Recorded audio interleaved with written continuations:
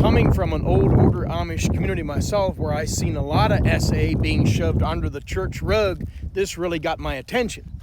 The Amish near my grandma have such a massive problem with SA that one family had all 6 of their daughters run away and never looked back as soon as they could.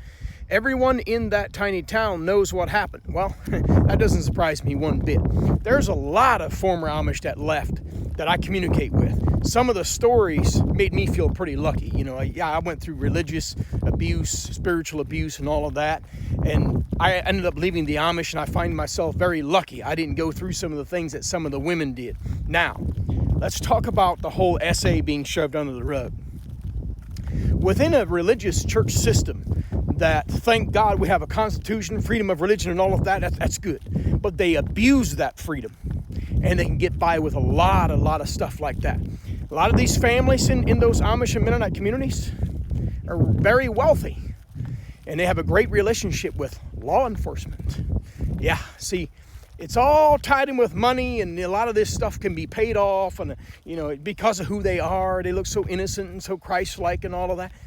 Guys, that's how a lot of this stuff gets shoved under the rug. As most of you know, when I first started my social media platforms in 2018, I went into a lot of those topics, and I almost lost my entire channel.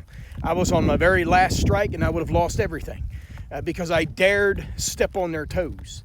I talked about how the victims got no justice. Matter of fact, if a victim brought it up after the church voted to forgive a perpetrator, then the victim got more weeks of shunning within the Amish church than the perpetrator.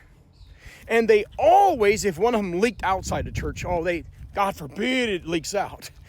They tried to keep it hush-hush and shove it under the rug, and the church deals with it, and then forget and forgive system gets applied. But if one dares to leak out, here comes 50 to 100 Amish men holding their hats in their hands with their long beards, standing in the court like they're going to take care of it. Take it easy, judge. And they almost always favor the Amish. And the Amish perpetrator will almost always just get probation or whatever. If there's any jail time, it's a very shortened jail term. It's not to the same standard as you would have out here. But I know this, talking about this again, it's been a while since I went there, but it makes my blood boil because I saw this comment. It'd probably get slowed down, the algorithm and all of that. They don't like when you talk about that stuff, but I'm telling you, it's very real. And it's not just Amish and Mennonite. I've talked to a lot of independent fundamental Baptists. Oh. Yeah, it happens in a lot of denominations out here too. For the sake of religion, a lot of evil gets shoved under the rug.